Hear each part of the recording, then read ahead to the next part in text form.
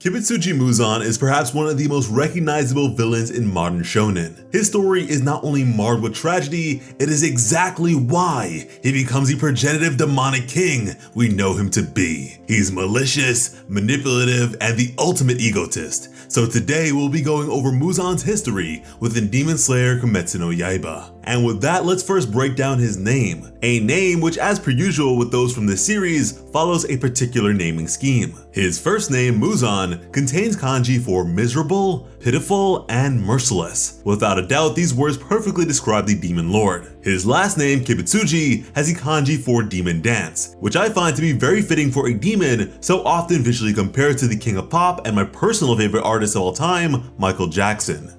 Now with all that in mind, onto his story. At birth, Muzan was described as sickly. His heart stopped multiple times within his mother's womb, and once born, it was believed that he was stillborn. He had no pulse, nor did he breathe. That is, until he was about to be cremated. And it was then that he coughed out his first cries. Interestingly enough, during this time, the Heian period, cremation was limited to mostly the wealthy due to the cost of firewood. So one may infer that Muzan came from a rather opulent family. A family which would ultimately be distantly related to the Ubyashiki clan, the head of the Demon Slayers. That being said, his illness continued well into his adulthood. In fact, Muzan was going to die before 20. Obviously, his dire reality is what motivates him to turn to a physician. This doctor would then treat Muzan with the blue spider lily. However, the treatment wasn't going as well as Muzan wanted, so he killed the physician in a rage, but a change did occur. Muzan gained noticeable strength and vitality. His humanity was the cost of this though. He found himself unable to enter the sunlight, instinctively knowing that he would perish in it. The newly minted demon also craved human flesh, which is something Muzan is not afraid to indulge in. Even early on, it is evident that Muzan has always cared about himself first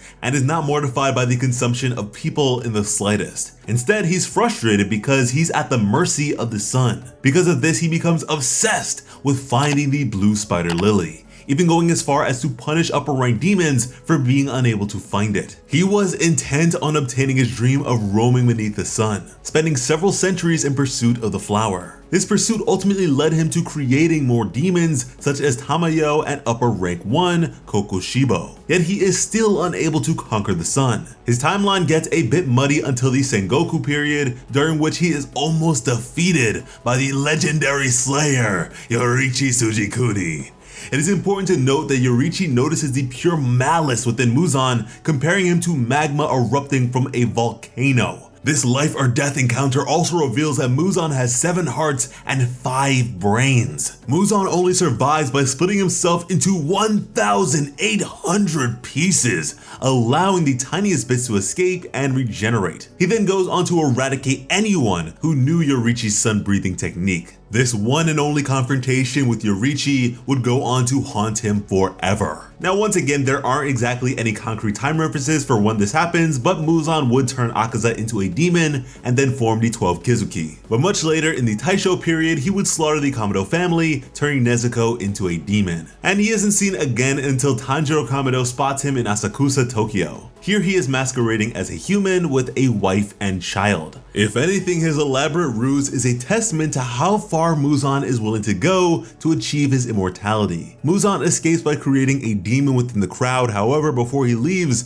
Muzan's memory of Yorichi is triggered by Tanjiro's Hanafuda earrings. This recollection is enough for the demon lord to shiver. Afterwards, he leaves his pseudo family at home so he can meet with Susamuru and Yaiba. However, he is stopped on the way by a drunken group. And with this, a man from the group would tell Muzan that he looks half dead. This enrages Muzan enough to kill the group, all while asking if he looks sick, if he looks near death. And so yeah, despite his near immortality, Muzan seems to still react harshly to illusions that he is not well, as most likely these sorts of things remind him of his sickly state before demonization. He then commands Susamuru and Yaiba to hunt down and kill Tanjiro, which we of course know to have ultimately failed. Sometime after this, Muzan calls a meeting with the lower ranks of the 12 Kizuki. Here it is perhaps the first time we see him using his shape-shifting abilities. Here he is disguised as a woman, and the deception is good enough for lower ranks to not recognize him at first. And it is here that Muzan informs the demons that Rui, lower rank 5, is dead. And interestingly enough, Rui's demon state was at the hands of Muzan himself. The demon lord took pity on the sickly child and turned him into a demon. And regrettably, Rui would kill his parents, as Muzan would then take advantage of this. He would tell Rui that his parents' death was their own fault. They simply did not accept him as he is. But yeah, Muzan would scold the lower moons for dying so easily, unlike the upper moons who haven't changed for over a century. And it is during this meeting that we see that Muzan does not care for his lower demons in the slightest. He kills every lower rank except for Enmu, who he supplies with his own blood, commanding him to kill a Hashira and Tanjiro. Later, Muzan is seen yet again chameleoning into human society. However, this time, he presents himself as a young, sickly boy, the adopted son of a wealthy businessman. And his entrepreneurial father even mentions using his company to create a special medicine to nullify his son's skin condition. And while there, Muzan is met by Akaza, who is upper rank 3 of the 12 Kizuki at this point. Akaza informs Muzan that he hasn't found the blue spider lily, nor can he confirm it still exists. On top of that, Akaza spoke of killing a Hashira as if it were an accomplishment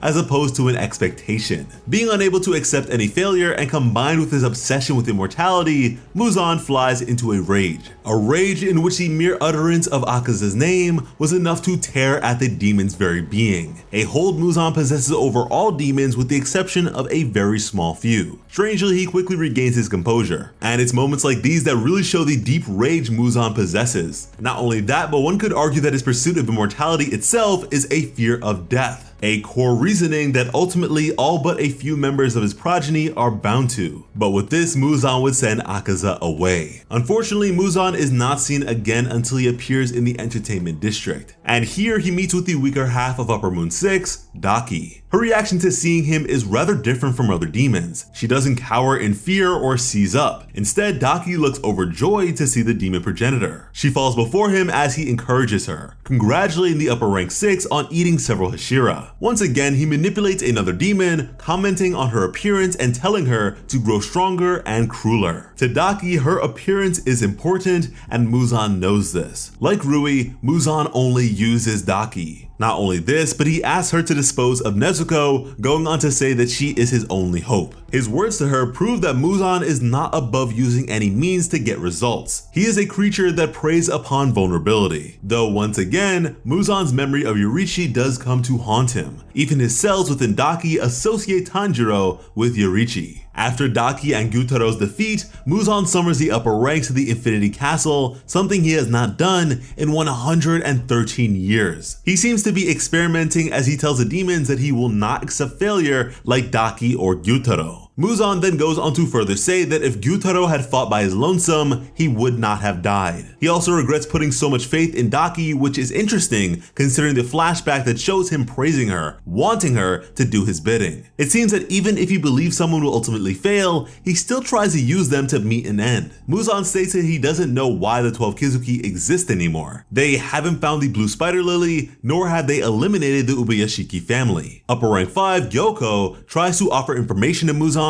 but the demon lord swiftly beheads him, commenting that he hates change, whether that be changes in the flesh or emotion. Muzan goes to say that change breeds weakness and inferiority. Once more, Muzan's words are an insight into his character. He has been immortal and unchanging for centuries, so of course he views change so negatively. That being said, Muzan does express that the deaths of Daki and Gyutaro displeases him, and the upper ranks should struggle with more desperation. He then tells Gyoko to go to the swordsmith village with upper rank 4, Hantengu. Now, despite these upper moons failing as well, at the swordsmith village, Nezuko is able to overcome the sun. While in his young body disguise, Muzan senses this change and reacts gleefully, cackling and obliterating not only his adopted mother's head, but the maid's as well. Muzan says that there is not a need to search for the blue spider lily anymore because he can simply devour Nezuko and conquer the sun. The demon lord then goes on to say that all battles will now revolve around Nezuko. And this isn't the first time Muzan has talked about or consumed another demon though. During his meeting with the lower ranks, he did eat one of them. Behavior that, although unique to an extent, is not exclusive considering Upper Moon 1 Kokushibo, the demon with the highest concentration of Muzan's own blood, absorbed the demons that challenged him and were defeated. With the knowledge that Nezuko has conquered the sun, Muzan then has Upper Rank 4 Nakime spy on the demon slayers. She tells Muzan that she has mapped out 60% of their whereabouts but has not found Nezuko.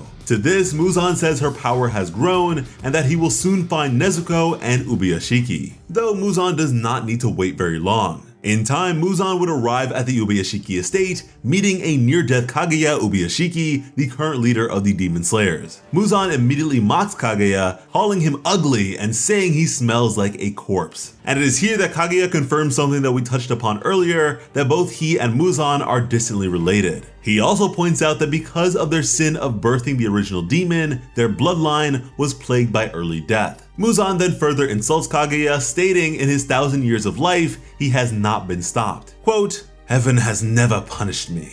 It has forgiven my killing of thousands." And this line is something that really stuck with me when I read this arc. Due to his egotistical nature, Muzan is absorbed within himself enough that he believes nothing bad will come to him, even saying that he has never seen gods nor Buddhas.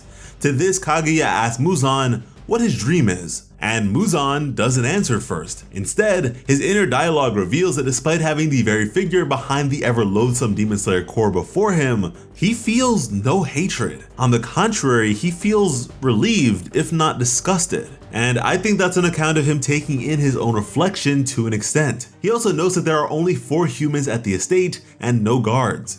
Kaguya tells the Demon Lord his dream: eternity. And in response to this, confidently, Muzan replies that he will soon achieve this for himself once he finds Nezuko. However, Kaguya rebuffs this, saying that eternity is a human feeling because only emotions last forever and are undying. Clearly, Muzan himself could not understand the hold emotions have, as he has only cared about his own self-preservation. Kaguya then goes on further, telling Muzan that no one has forgiven him, that he has hurt too many people to simply escape. Muzan continues to grow agitated by Kaguya, clearly perturbed by a human, someone he views as a lesser, telling him he must pay for his sins. But just as Muzan prepared to kill Kaguya, the mansion would explode. The Demon Lord cursed Kaguya as he tried to regenerate, however, spikes were also added to the explosives, slowing down Muzan's regeneration further. He is able to sense Demon Slayers and Hashira converging on him, and flesh seeds appear around him. The Blood Demon art immobilizes him,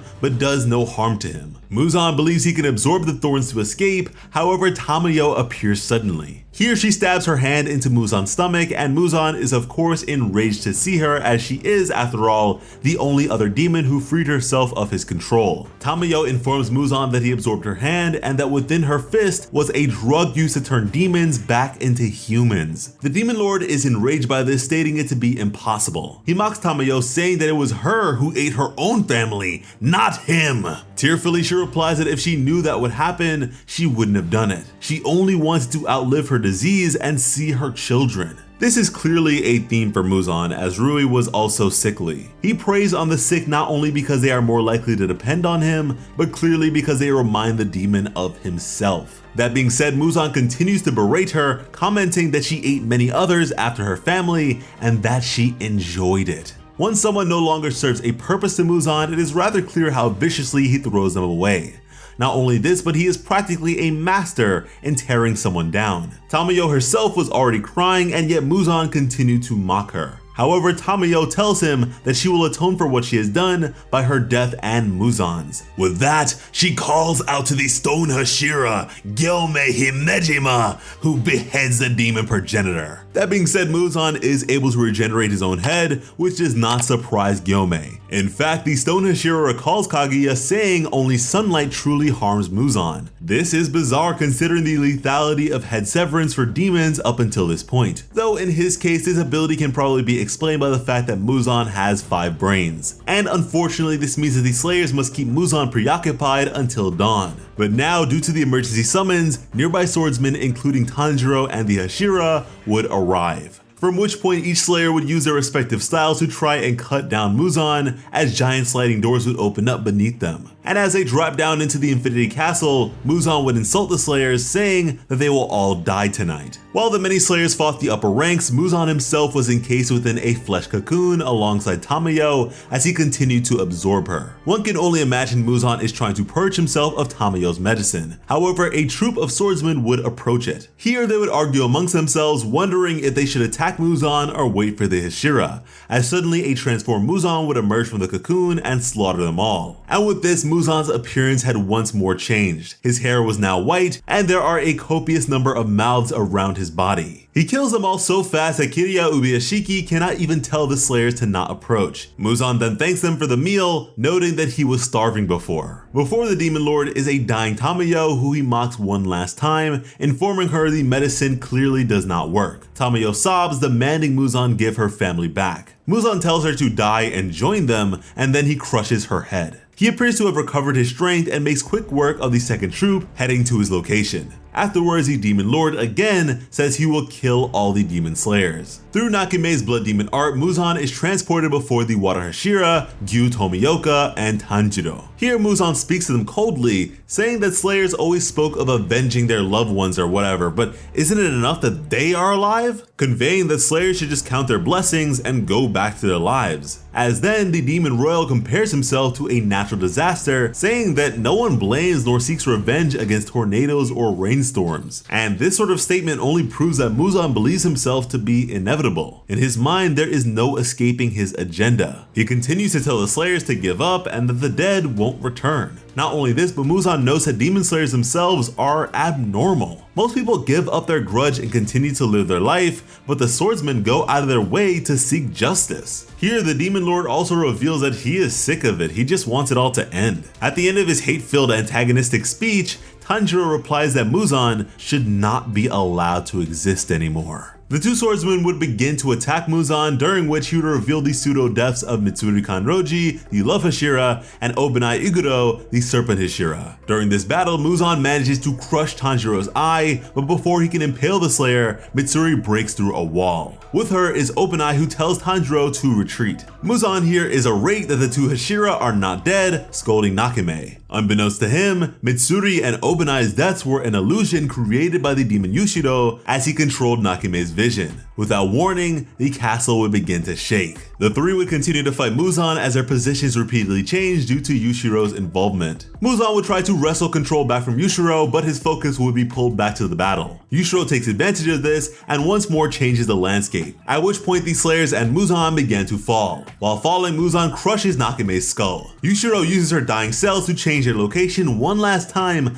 attempting to transport the group outside. However, they are still within the castle. The fight continues, but the castle begins to creak. Obanai at this point notes that if the castle is destroyed, only Muzan would survive. Thankfully, the combatants are pushed upwards, flinging them all to the surface. From here, Muzan rises from the rubble, angrier than ever. He once again mocks the Demon Slayers, telling them to try and keep him occupied until sunrise. From there, the Hashira would attack. Obanai's blade does slice through Muzan's neck, however, the Demon Lord is powerful enough now that he instantaneously regenerates the damage done to him. In retaliation, Muzan's elongated tendrils whip and wipe at the Hashira, but lower ranked members all sacrifice themselves, taking the damage meant for the Hashira. The lower ranked members would charge at Muzan, desperate to buy time. Muzan though is too powerful now and quickly cuts them all down. After this, Tanjiro falls to the ground and coughs up blood. Muzan would notice this and explain that he mixed his own blood into his attacks. The concentration of his blood here is too much for demonization, and so instead it acts as a poison to the demon slayers. As Tanjiro lays there, Muzan states that the boy is dead. However, with Tanjiro gone, the Hashira would continue to fight Muzan.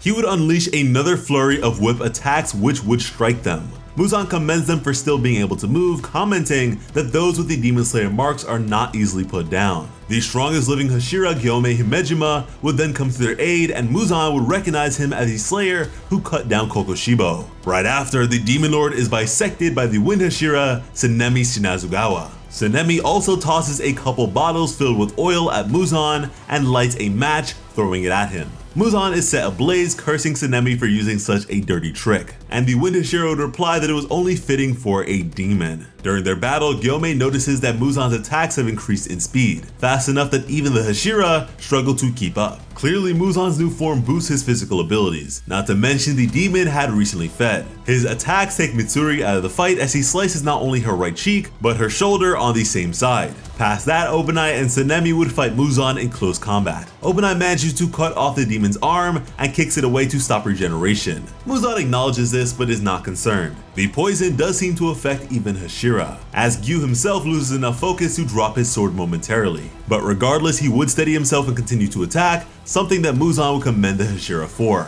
Muzan expects to rely on his poison, saying that their fighting is useless, that they'll all be dead before dawn breaks. So yeah, even while battling multiple Hashira, Muzan maintains his narcissistic nature. His lack of fear or uncertainty once again shows how self-absorbed the Demon King is. Thankfully, Tamayo's cat arrives on the scene and disperses antidotes into the Hashira. Muzan quickly slices the cat to pieces as he realizes what has happened. In his rage, he unleashes an attack that causes craters to form around him. The Hashira are barely able to dodge. Eventually though, they are joined by Inosuke Hashibira, Hanao Suyuri, and Zenitsu Agatsuma, who managed to land several sneak attacks on Muzan, this being on account of Yushiro's illusory-based blood demon art. Ultimately, Muzan is able to detect them though, due to the sound of parting air. Besides Obanai, other Hashira are able to turn their swords red, which slows down Muzan's regeneration further. A crow then calls out from above them, signaling that only an hour and 3 minutes remain until dawn. The swordsmen continue to battle Muzan and notice his bizarre physiology. In fact, Gyomei is the one to look into the transparent world and see Muzan's ever-changing 7 hearts and 5 brains. Then Muzan knocks the Slayers away. The damage is enough to cause more craters and rubble around them, not to mention Gyu and Gyomei lose limbs. Kanao is the only one left standing. She falls to her knees and is unable to will herself to fight. Muzan raises his arm to attack her, but is stopped by a now recovered Tanjiro. Muzan regards these swordsmen as disgusting, asking who the demon is between them. He also notices the similarities between Tanjiro and Yorichi once more,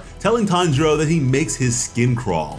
Muzan himself has always been seemingly disgusted by sickly humans, commenting on not only Kaguya's near-death appearance, but Tanjiro's massive tumor as well. However, it is interesting to note how much more repulsed he is by anyone who resembles Yorichi. Tanjiro tries to combine all forms of sun breathing in order to kill Muzan, but is continually stopped by the demon. All the while, Muzan is reminded of Yorichi. Tanjiro tires while battling Muzan. His attacks become weaker and slower, however Muzan finds himself struggling against the human. He realizes this must be an after effect of the antidote. Despite absorbing Tamayo, some of her consciousness is still within Muzan. He asks her about his condition. Tamayo confirms that her medicine was to make him human, but refuses to divulge what else it does. Further enraged, he uses her memories to deduce that there are 2 poisons within him. One is to turn him human, the second is to age him by 50 years every minute. This explains why the demon was struggling against a wounded Tanjiro, as his body was trying to subvert energy to combat his rapid aging.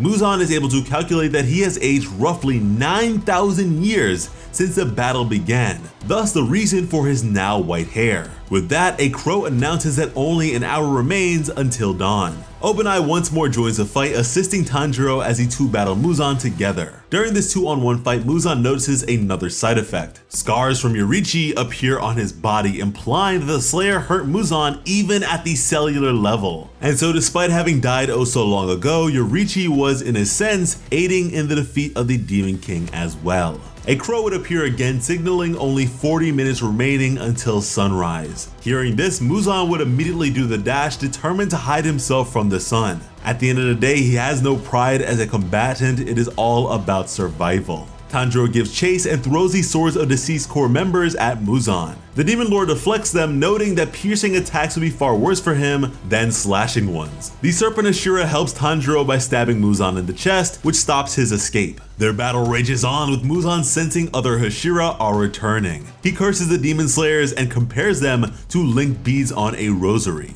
Only 35 minutes remain until dawn. Muzan then attempts to split himself like he did during his fight with Yorichi. However, the Demon Lord is unable to do so, noting this is another side effect. Tamayo's consciousness speaks to Muzan once more, telling him that the fourth ingredient within the medicine was to destroy his cells. The first three were to simply weaken him. Tamayo also tells Muzan that just as he would do anything to survive, those who have suffered because of him will do anything to kill him. He knows that the 4 drugs within him are causing regeneration to be exhausting. Therefore, the Demon Slayer's attacks are far more potent. He also realizes that it will take more time to counteract the poison. Muzan stops in his tracks but then unleashes a giant shockwave. His body transforms further with a huge mouth on his torso. Zenitsu and Inosuke join back into the fight, as well as Yu and Gyomei. Their struggle continues with other Hashira assisting, such as Mitsuri, who sacrifices her own arms to rip off Muzan's left one. After this, he lost his right to Sanemi. Unmoved by this, Muzan changes his shape once more.